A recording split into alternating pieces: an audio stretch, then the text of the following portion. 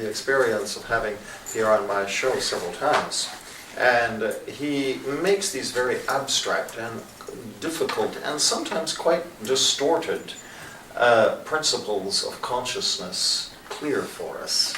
Man's attempt in group dynamics of religions and cultures and forces of all kinds have really confused each other. So tonight I want to ask him a few questions. First of all, could you show us how to think about that term, ascension? Because we all have emotional charges, colorations, and conditionings on that word. So it's not as if we were children going to Sunday school, and ascension meaning we're going to get on a cloud, play a harp, and have little wings. And it also doesn't mean we have to leave the body and go through ascetic denials and everything and deny our material existence in order to find reconnection. Right. So how would you counsel the general masses to gracefully approach this elevation of consciousness that you are so brilliantly helping us to achieve? Well, I think you're totally right. There's a lot of misconception as to what ascension is. I'm the first to say that ascension is actually a natural process. It is not something that's far removed, like only a rarefied air that only a few elevated souls can get to. As a matter of fact, every time you take the higher road, every time you do what you know in your core is for the betterment of someone else or your self-improvement, you inch closer and closer to it. Okay? So given the natural flow of evolution, all of us will get there eventually. Now, the process itself may take a very long time to happen if you allow just natural flow to sequentially evolve. But and this is the issue. The issue is that, you know, I remember when someone said to me, well, if it's natural and all of us are doing it, why should I bother even trying to study ascension? That's a very valid point. The answer to this is that we are going to very difficult and changing and accelerated time right now. Oh, yes. And indeed, a lot of other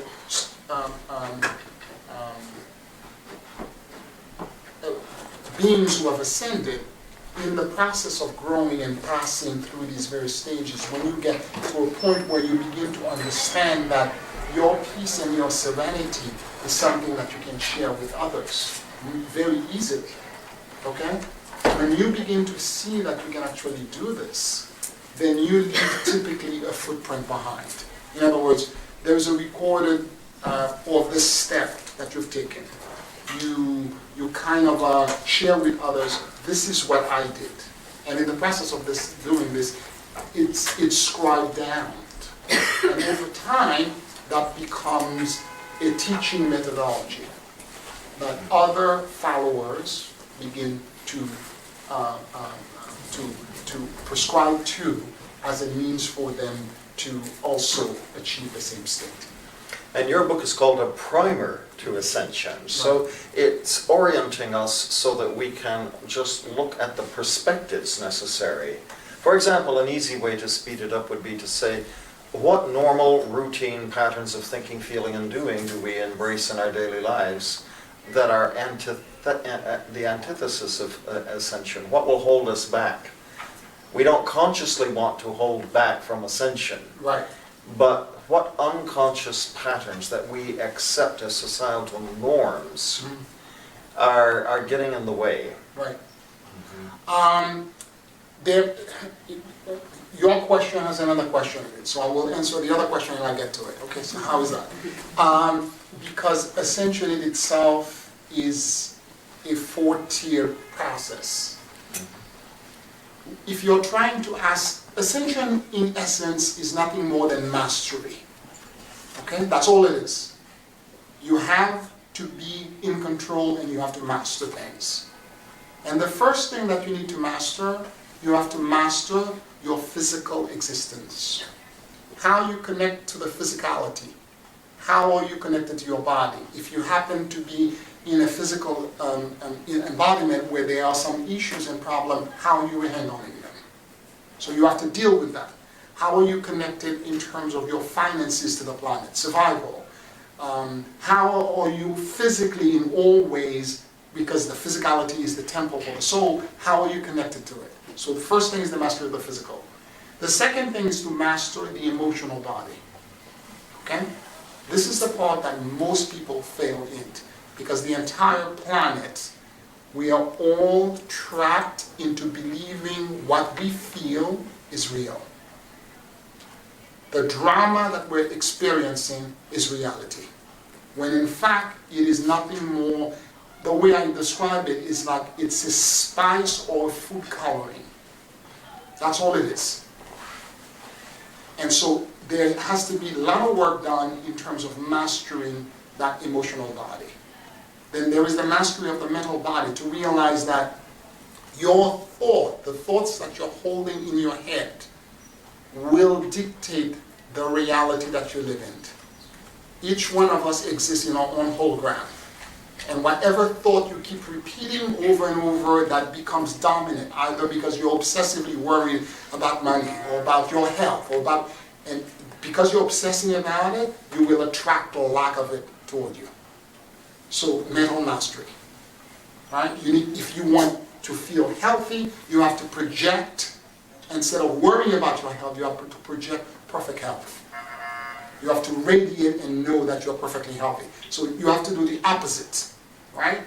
The third and final thing is the mastery of the spiritual body, okay? Which has to do with energetic things that will expand what I call in the book your God concept, your idea of the highest, the idea of God that we have, that is connected to how we think a higher being has orchestrated this experience that we're having.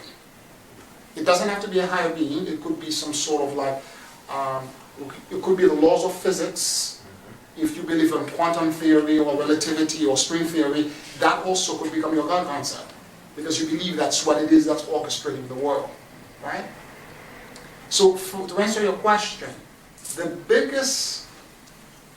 Achilles tendon for me, in my observation, is the mastery of the negative ego, the emotional stuff. In fact, most people are not mastering their physicality, and they are not dealing with it. They are not, most people who are working on essential mechanics are actually working only in their spiritual body, which is nothing more than 25% of the process. The rest is not being done. 75% of what needs to happen is not happening. People are just inflating their energy body or their spiritual body, and they are not working on what I think is the key, which is working on negative ego stuff.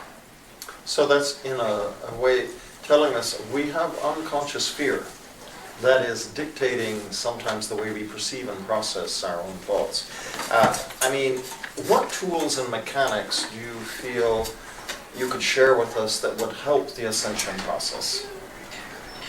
Well, there are multiple ways in which you can begin to make the ascension process a much easier thing. The one thing that I keep seeing all the time, simple little tool that is mentioned in the book. The Buddhists have a principle they call Bardo. They believe that when you die, for 3 days after your death, you actually go through an inventory process where you begin to examine your entire life, the successes, the failures, and depending on your level of accomplishment, you begin to plan your next life. So instead of doing the backdoor on waiting for the end of your life for this experience to happen, you do it on a daily basis. By the end of the day, I just write on a diary, personally. I write basically what happened. Bullet point. You don't need to write the Anne Frank version of the day. Okay, the whole psychological and emotional thing that went through. Not that. Simple bullet points. This is what happened, this is what happened, this is what happened. And then the next question you ask yourself is this. If God and Goddess was walking in my footsteps today, would he or she have done what I did? And if the answer is no, then you have adjustments to make. So would these be some of the pitfalls when we realize we are looking at it from our own egocentric perspective and not seeing how does our own life stream fit in with the greater collective? Well, certainly. In other words, if my God concept, the highest that I believe one can achieve, was in my footstep today and the behavior would have been different, what I would do is that I would, and this is my own personal interpretation of this, is that I would say to myself, okay, if this situation were to repeat itself tomorrow or in the next few days, these are the changes that I would make. As an ascended being, or as me trying to become this being. Because ascension is merger with your God concept. So as I'm trying to get connected to this being, if there were adjustments for me to move in that direction, that will make the adjustments. And more importantly, I make what I call a spiritual vow. So that I promise this God concept, if this were ever to repeat itself, tomorrow and the next few days, this is the new behavior that I will display.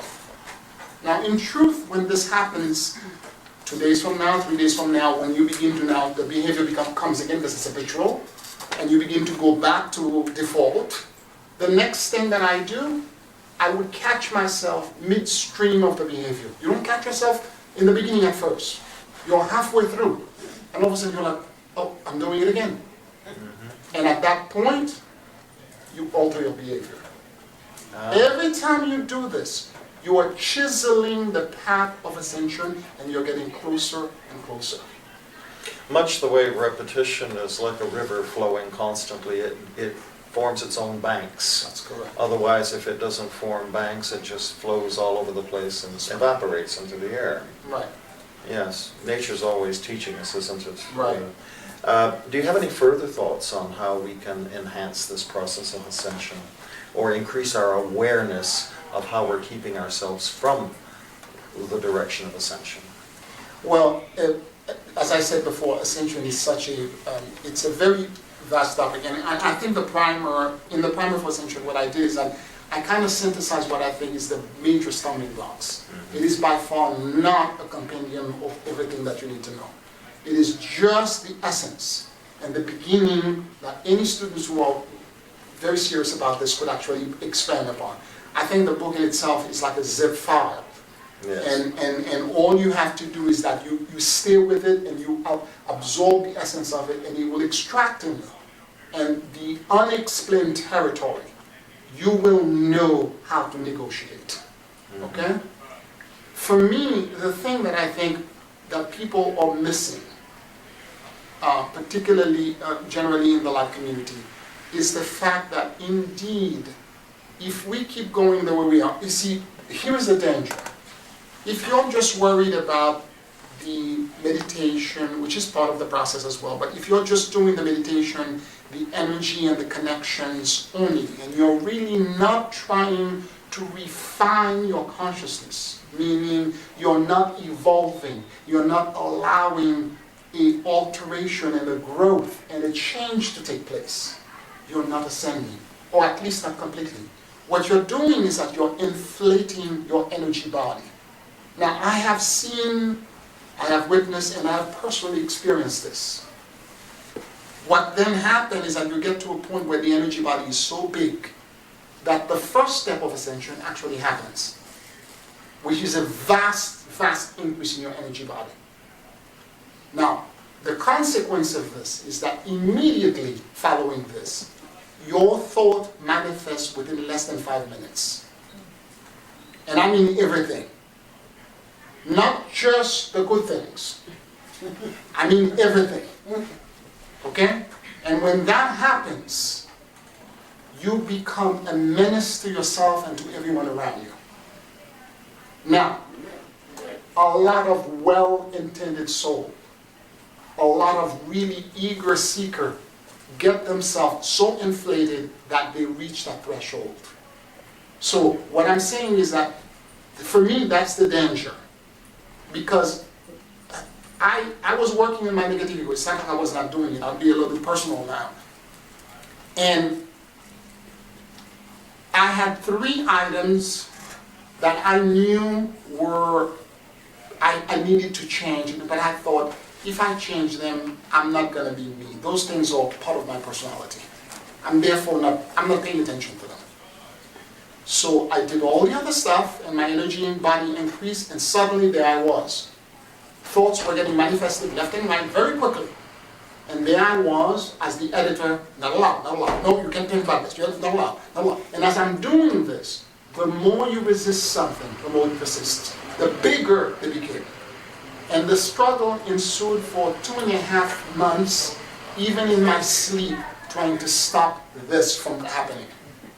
And it got so intense and so much for me, because the last thing I want to do is hurt somebody. That I one night prayed and I said, God, take the cup away from me. Take the gift away from me. I'm not ready. It's clear I'm not ready for this. And I went to sleep, and the next morning when I woke up, my energy body was back into my body. Whereas before, see what happened? When you ascend energetically only, it's not just your energy body that expands. Every subconscious content pops outside of your energy body. The genie is out of the bottle. Okay? So that's why I'm saying that I think ascension has to be done safely. If you work on your negative ego, if you're doing all of the other stuff with the energy work as well, you will safely get to a point where the increase will happen and there will be no issue. So subsequent to that, I work on my negative ego, those 3 items, I worked on them for 3 years, and then the energy bump occurred again, and there was no issue. So it's very similar in holistic health practices, people who go through these detoxification, juice fasting diets. And if you detoxify too quickly, you are much more ill and have more symptoms than if you actually remain toxic, because everything is coming up because you can't handle it, right?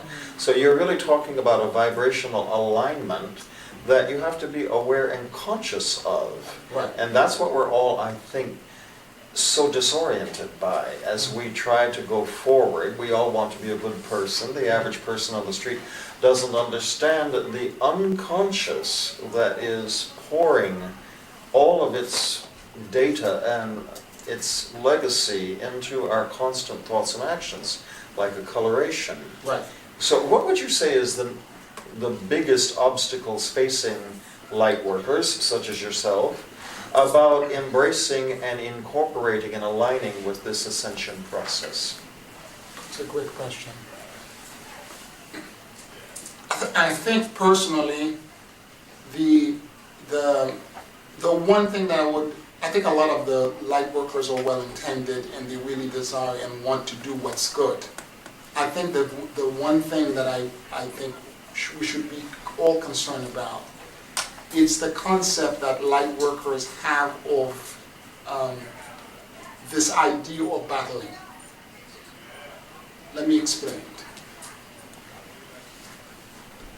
You know, as we were talking about now, when I did the reading, this concept of duality, positive, negative, light and dark, day and night. We have a concept that we have to figure out a way to help transform the planet. We're doing all this work because we believe in the good of humanity and we want to expand that good into a higher platform. We want to save the world and transform, and we want to do all the things that are right and so on and so forth, and, which is all good and well-intended. But what most of us are not realizing, that if you are pushing the light, you're still holding one side of a pendulum swing. Okay? In other words, the darkness is the other side. So as this pendulum swing, and really in all honesty, this battle between light and dark is extremely old. It's much older than recorded history. if you're talking about cosmic history, it's 500 million years old. And it's been going on between light and dark for that length of time, and in truth, it is not sustainable because there is no exit strategy. Simply put.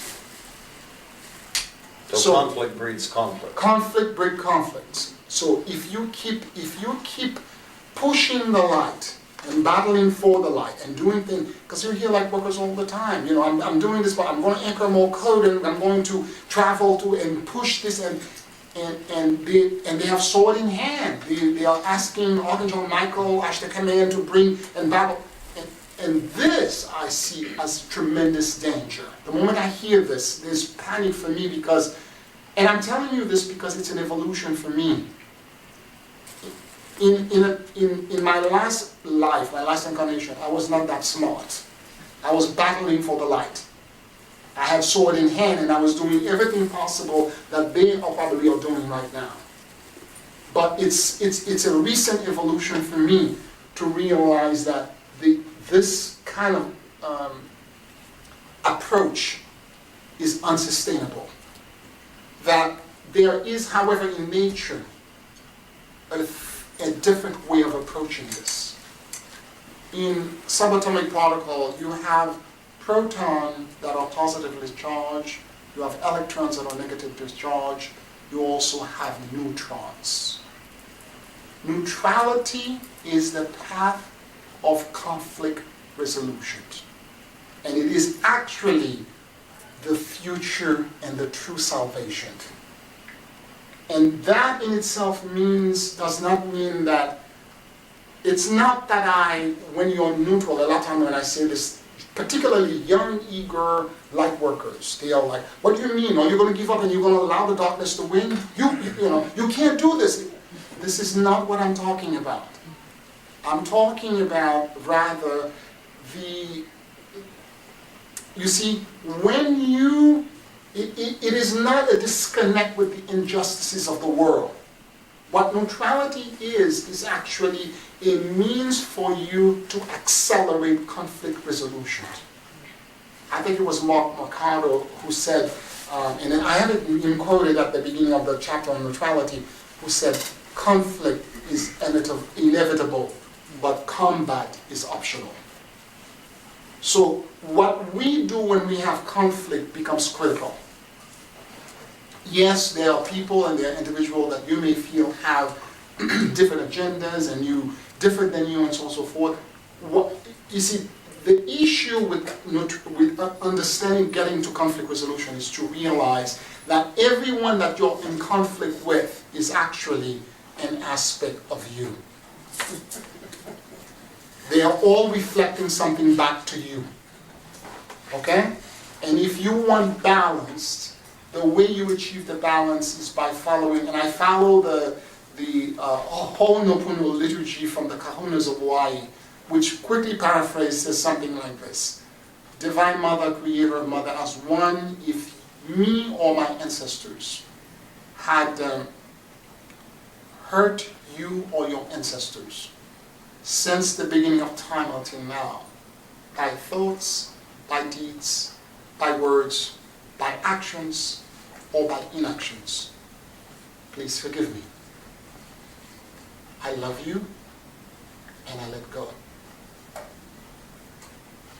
Okay? So conscious neutrality, it doesn't mean being passive. I'm not being passive. In fact, I am involved with all kinds of causes, political or otherwise, that has to do with the betterment of the planet, but I'm not coming from a point of view of rancor and vengeance. This is the difference. I am not charged to the point of foaming at the mouth and getting so excited that I want to destroy whoever I see to be the perpetrator.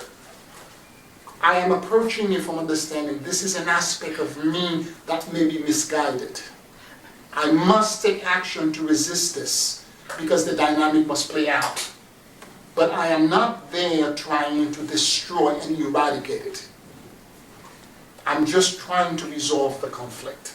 So it's the response people have to a situation that is really dictating how stuck they are in their vibration. That's right. In other words, how charged are you by what's happening? If you are not emotionally charged and you're neutral to it, then you're in a different state. You don't need to have this kind of battle experience. Okay? Precisely. Yeah. It's an amazing concept that when you, the martial arts often teach this. Aikido especially, it says you break your enemy's arm with his own strength, not yours. It's just the reaction that your opponent is having to himself that is harmful. So, and I've also read that if you hate someone, that's thinking that you're going to pour acid in a bottle, and it's going to eat the bottle away, is what it's going to do. It's not going to harm the opponent. That's such an imaginary concept, isn't it? How did we get, just like with the confusion over the original bread of shame, how do we get this concept of the opponent? I like to call it the polarity. The North Pole and the South Pole don't fight. They balance each other. And they are exactly opposite. And they take turns having spring and fall, as we're having the equinox this week. But this is exactly, where does this concept of the opponent come from? We're in the sign of Libra now. It's the perfect time to understand it. The idea comes, we were talking about the bread of shame and the fragments, that the receiver fragmented into pieces. The moment you fragment into pieces, whereas before the receiver was infinite, was everywhere, it was complete. The moment you're shattered into pieces, and each piece has an awareness of its own independence, you begin now to think, that piece looks shady to me. You begin to perceive threat everywhere. For survival's sake, this person looks shady to me. They may have an intention that's incorrect against me. And the moment you perceive a threat, you begin now to derail. So it's important for us to understand that it's the perception of threat that begin to cause us to be in a state of battling. And now, having taught about this and having expressed this to so many people, totally student, I keep telling them all the time, I want to remind you that in the event I'm teaching neutrality and everything else, conflict resolution, but if somebody's standing in front of you with a club or with a gun, run. Okay? Live by all means. Okay? Yes, but don't participate in the combat. Don't just stand there and say, my teacher said I should be neutral, namaste. Just move to survive.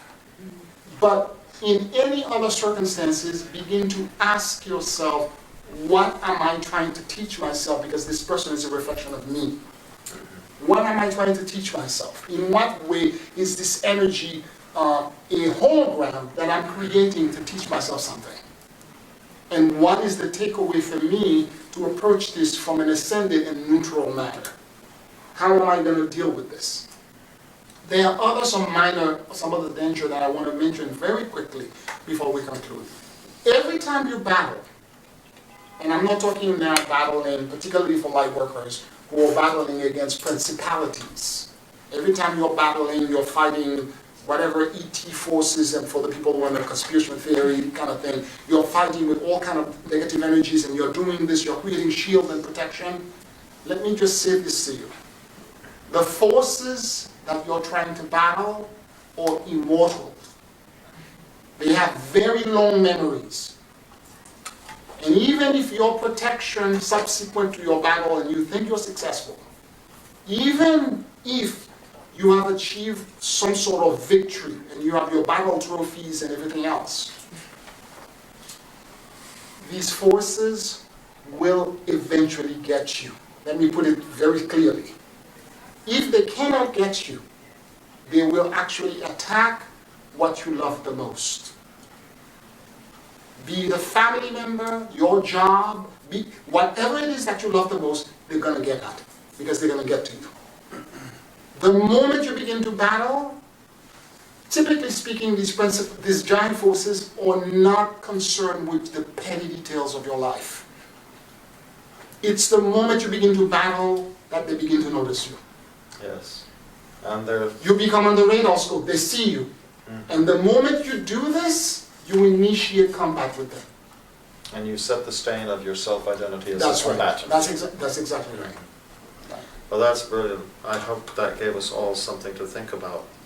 I would love to see many, many printings of Pierre's books, and I would love to see it distributed to every member of Congress. This might be the way to do it. Imagine if Congress were in neutrality. Just think of that for a moment. Or imagine the office politics being dealt with. But what we're doing here is we are having our perception enhanced by someone who is really at the forefront of the exploration of these principles. And on behalf of the wonderful audience here, I want to thank you, Pierre, for all the wonderful work you're doing. And it's not always noticed by everybody, but it would certainly be noticed if it weren't done. And so, would you all join me in thanking Pierre so much?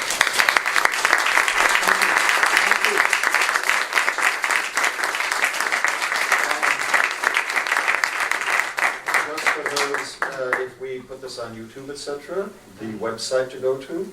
It will be www.iamonad.com. IAMONAD.com. Excellent. Thank you again. Have a wonderful, wonderful evening. And now we'll have a second reading from the book. Yep. Then we open to questions. Say that again? And then we open to questions. Okay, great. Thank you. Thank you, Correct. Thank you for reminding me. So when I decided for the second reading what I would do is that since we talked about neutrality, and by the way, think for a moment what would happen right now with all the battle that are going around the Middle East if every nation were to repeat this whole nuclear prayer to each other. If me and my ancestor had hurt you or your ancestors since the beginning of time until now, by thoughts, by deeds, by words, by actions, by inactions, please forgive me. I let go unconditionally. Because it doesn't matter which side does it. If somebody initiates the step, the cord is released. That's the whole point. Okay? And there's no weakness in achieving peace. It's actually a path that shows that you have great strength. In our 3D dimensional universe, this is from the chapter on neutrality, opposites, polarities exist. Light versus dark, night versus day, good versus bad, proton versus electron, positive versus negative, etc. Every polarized energy system, force, and condition that exists has an opposite polarity that is separated from it by space. The universe seeks out balance and equilibrium and will create the condition for this to occur. When opposite forces are brought together in the same space, where there is an explosion and they annihilate each other.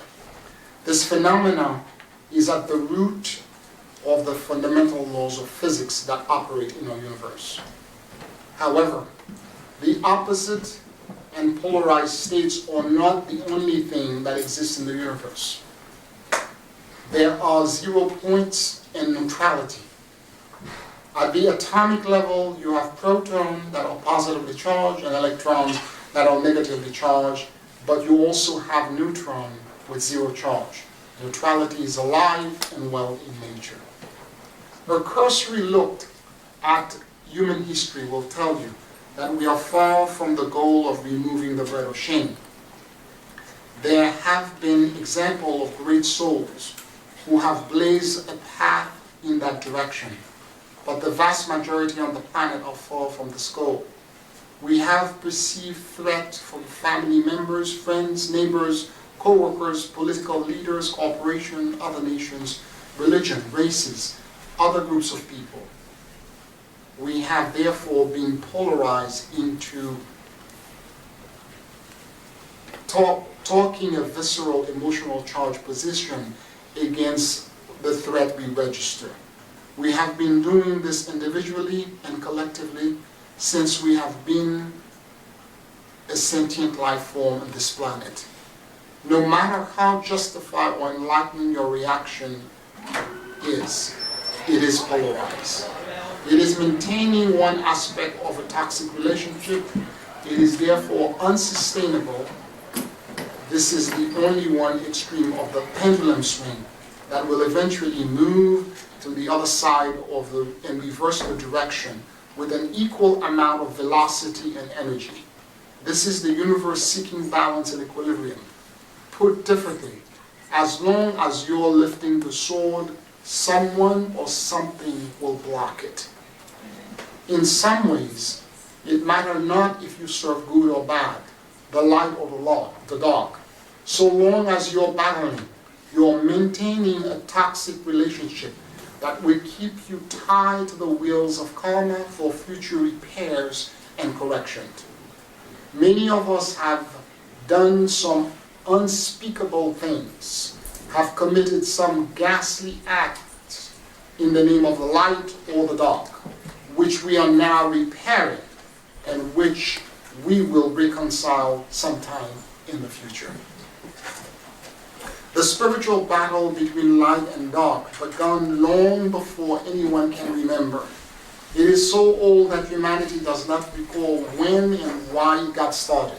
However, the Akashic records state that this polarization started 500 million years ago, when a subset of the Elohim cluster decided that they favor the descent of the uncreated interdimensional reality, but not the reverse path of ascension. Instead, the original two-way path of descent and ascent, they moved to change the course of our created universe by altering themselves and creating progeny with their altered DNA in an attempt to usurp the purpose of creation. Now, it is perfectly fine for any aspect of the receiver to choose to allow only the path of descent to be activated. Free choice is the foundation of our universe.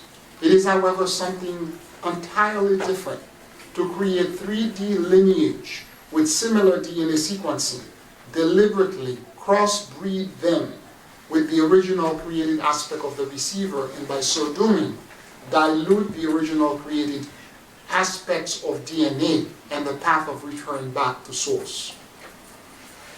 This was a coup or an attempt to usurp the original purpose of creation by removing the bread of shame.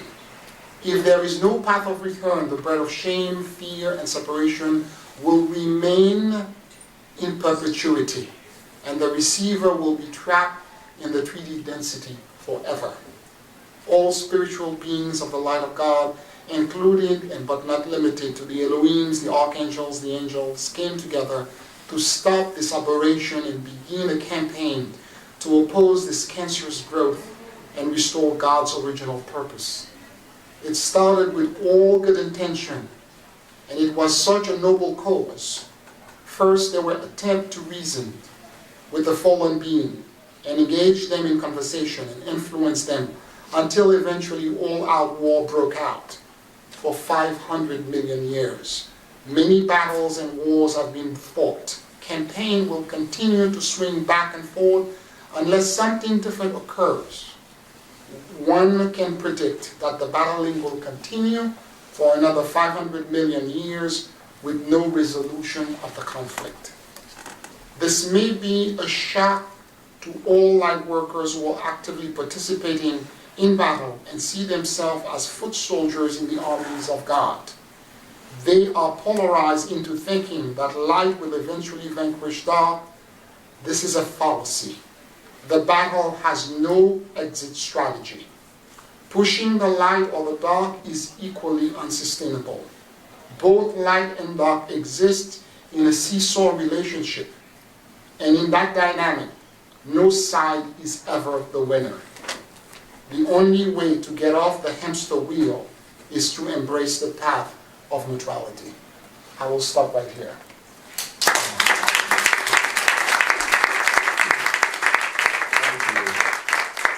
Thank you so much, Pierre, for sharing and stimulating us and teaching us that perhaps we study too much and don't observe enough.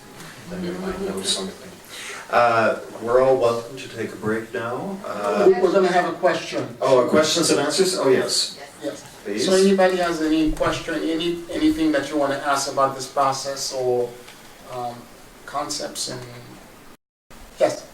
Yeah, chapter, I think it's chapter 4 of the book. I think it's kind of important for everyone to kind of understand that conceptually it may be sometimes asking much to think of what might have happened before this particular lifetime.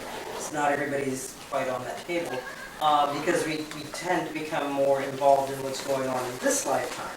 And so considering the fact that how one's beginning, with their family, the immediate family under which they're raised with. Some people have good experiences, some people not so good. And yet as they're looking to say, okay, as an individual who wants to work for the betterment of humanity, working in social work or psychodynamic work, but yet not as readily resolved of the issues in this lifetime. Can you talk about how Chapter 4 can really resonate? This is the inner child and unconditional suffering. Yes. Yes. Thank you for bringing that up. Because to my mind, if there was a chapter that I think is essential and key for you to really accelerate your ascension process, this is it. All of us grew up in an environment, no matter how loving your parents were, your parents, my mother said it to me a long time ago. She said, being a parent is the most difficult work that I've ever done in my life, and it doesn't come with an instruction book. And I thought that was the most honest thing I ever heard. And she paused, and I stopped. I literally stopped. I was like, wow, this is so profound. Because she was right. She said, if I had to do it all over, I would do everything differently. I realize this now. I've been seeing all the mistakes that I've made, but no, it doesn't come with an instruction book. Let me go to your very point. You see, let's talk for a moment, and this is going to touch on something that's very dear to Monty as a mythologist. In life, there are things that are called archetypes. There are certain preconceived experiences that everything that's alive share, that are like riverbed through which water flows. And they are called archetypes. They are not programs, they are not concepts that has to do, for example, if you feel you've been victimized in some ways, etc., because of experience, or you have trauma because of whatever, this is a program because of an experience. An archetype pre-exists you. Okay? It's there. But the flow of the water, the color of it, and the turbulence of it is completely determinant on the first experience you had with that very specific archetype. In other words, if we're talking about your parents, your mother or your father, we're talking about the first experience you had with your mother or your father. So, depending on that experience, it will begin to superimpose on an archetype and change and alter it. The archetype in itself is divine and perfect. It is the experience that can cause it to change. So no matter how well intended your parents were, we're all human, we're all going to make mistakes. And because of this, all of us have parenting issues that relates to us growing up as children. Because at that point we are disempowered, we think our parents are God, we want to satisfy them, we want to do things for them. And in that sense, the inner child work that you need to do in terms of repairing this relationship, because, as a coach and dealing with them, when you talk to your clients about their parental issue, you think that the parent is a monster from their perspective. But when you meet the parents, if you have the opportunity, you see that they are average people. They are not the monster that everyone that from your client, but it's a perception thing, right? So what I'm saying to you is that the parent may be well-intended, but there is a damage nonetheless that's done. And we then, although we perceive the damage, need to still do repairs. The repair can be very extreme in the case of abuse and neglect and so on and so forth. And the book goes into details to explain all the various things that can happen.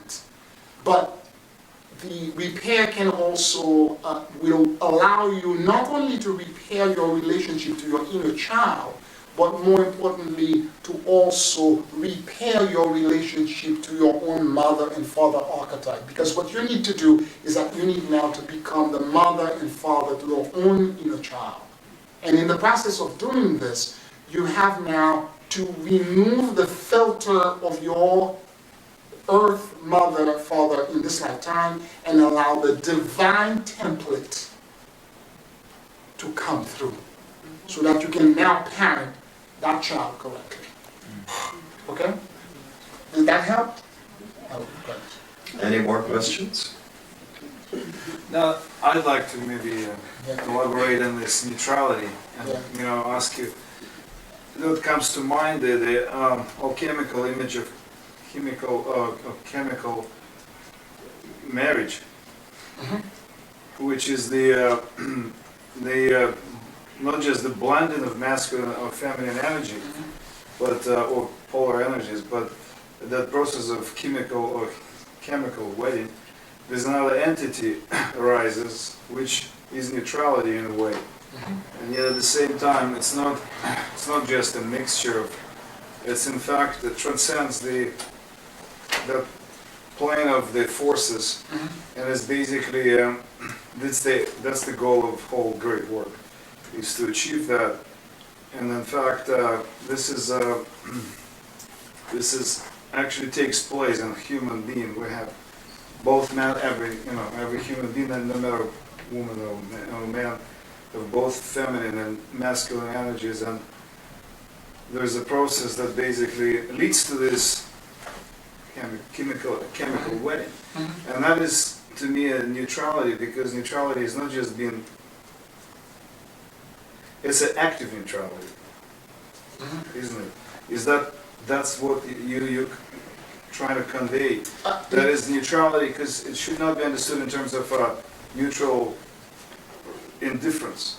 But neutrality is basically is something that ascends above the level, and then from that achieves the mastery of the forces. But it's not passive. It's not passive. It's actually very active. For me, from my experience, there's a whole chapter actually on balancing the masculine and the feminine in the book. What you're saying is very true. We all have an inner masculine. If you're a woman, you have an inner masculine, the animus. If you're a man, inner feminine, the animus, the anima, and you have to balance it out. And the book goes into great details to explain why you cannot ascend if you have not balanced the two. Simply put, you cannot ascend. But I want to also touch upon the point of you saying that neutrality is not a disconnect with the injustices of the world. In fact, you become more engaged. But you become engaged in a different way. You are no longer engaged. I see so many of these young, very eager, what I call the indigo children, who are very committed to battling and warriors, and they are there to try to change things and so on and so forth. And they are serving a purpose, and maybe their soul contract is in this lifetime to do this, because neutrality is not for everybody. Not everyone is ready to do this. I'll be very honest with you. Because a lot of us have the glamour of battle. We really think that whatever conquest we made in battle, we've earned it. Okay? And that there is nobility in this. If you go to a certain part of the country and you drive around where there's a lot of hunting, you cannot talk people about putting their guns down. Because they see it as a right, and they glamorize it. Whereas they're not understanding the concept that there is a different way to accomplish things without lifting or weapon. I have a house up in the Catskills, and everyone keeps telling me, and I travel there quite a bit on weekends, and I'm there alone by myself, and there are bears, there are all kind of things there, and everyone keeps telling me, get a gun. If you get a gun, you have to be ready to shoot a gun. I'm not ready to shoot a gun. I'm not doing this. This is not what my energy, this lifetime, I'm not doing this. I'm done battling. I made a different choice. So I am approaching things from a different perspective, that indeed I am engaged politically, I am engaged socially, I'm engaged in all the ways, and I'm doing everything in my power to initiate change, but it's from a different standpoint. Whereas I'm understanding whatever I am trying to oppose, I am not seeing it as the enemy. I am seeing it as another aspect of me teaching me something. And because of this, my approach is completely different. I will do tactically what is needed so that this resolution, the conflict is resolved, but I'm not approaching it from the standpoint of combat and annihilation. And that's where it's different for me. But in terms of balancing the masculine and the feminine, is that there has been battle between gender for many years. Okay? And the battle for gender has been extensive, long, and you're totally right, because a lot of, the more you battle the opposite gender, the more you actually are battling your own inner masculine or feminine. So you're really not hurting the outside, you're really hurting yourself. Because till you come to peace within your own both masculine and feminine gender, and you're at peace within, you cannot truly be complete. Okay? We are going to take a break now, bathroom break, water break, and then we will resume the program, about 10 minutes and we'll resume the program. Bathrooms are upstairs, okay? Anybody First landing.